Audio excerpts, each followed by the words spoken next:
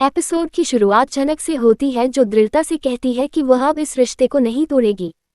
जब भी अनिरुद्ध को उसकी जरूरत होगी वह जरूर उसके पास आएगी।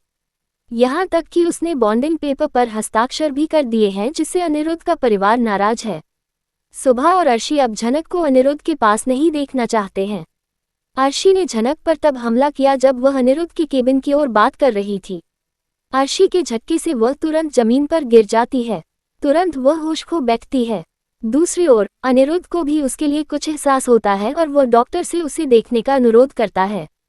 सृष्टि और अर्शी दोनों झनक की खराब हालत देखकर बहुत संतुष्ट लगती हैं, लेकिन झनक को डर है कि कहीं पुलिस उसे गिरफ्तार करने न आ जाए। अप्पू एक बार अनिरुद्ध को देखने के लिए बेताब है। जब वह अनुराधा की नम आंखों को देखती है तो वह बहुत चिंतित हो जाती है।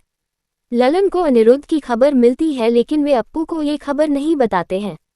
लेकिन वे अप्पू को अस्पताल में अनिरुद्ध से मिलने के लिए तैयार होने के लिए कहते हैं। ललन छोटन को फोन करता है और कहता है कि वह अप्पू के साथ अस्पताल आ रहा है। हालांकि बबलू और छोटन अप्पू को वहां नहीं चाहते, क्योंकि वह अस्पताल में दूसरों को परेशान कर सकती है। उस पल में उसे संभालना बहुत मुश्किल होगा। अचानक वह उनकी बातचीत सुन लेती है और बहुत चौंक जाती है। ललन उसे शांत करता है और आश्वासन देता है कि उसके भाई को कुछ नहीं होगा। शुभा अर्शी को भरोसा दिलाती है कि कुछ नहीं होगा। बिपाशा भी अर्शी का साथ देती है कि उसने सही किया है। आदित्य उसे नहीं छोड़ना चाहता, जिसने अर्शी को झटका दिया है।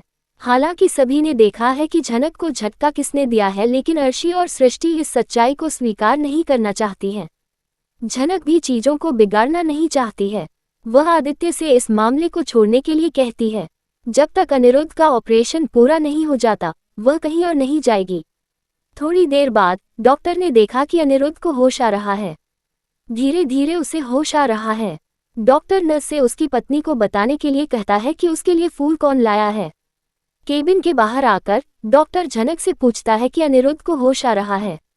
वह ये भी स्वीकार करता है कि जब भी झनक मरीज के साथ थी तब उसकी उपस्थिति प्रभावशाली थी। डॉक्टर आश्वासन देता है कि झनक की प्रार्थना से मरीज की हालत में काफी बदलाव आया है। वह ये भी सोचता है कि झनक अनिरुद्ध की पत्नी है, जिससे अर्शी बेहद निराश और हताश हो जाती है। झनक अस्पताल में और गंदगी नहीं चाहती, लेकिन वह अनिरुद्ध के प्रति सहानुभूति न रखने के लिए उस पर भड़कती है जब उसकी सबसे ज्यादा जरूरत थी। अर्शी अब अपना अपमान बर्दाश्त नहीं कर सकती।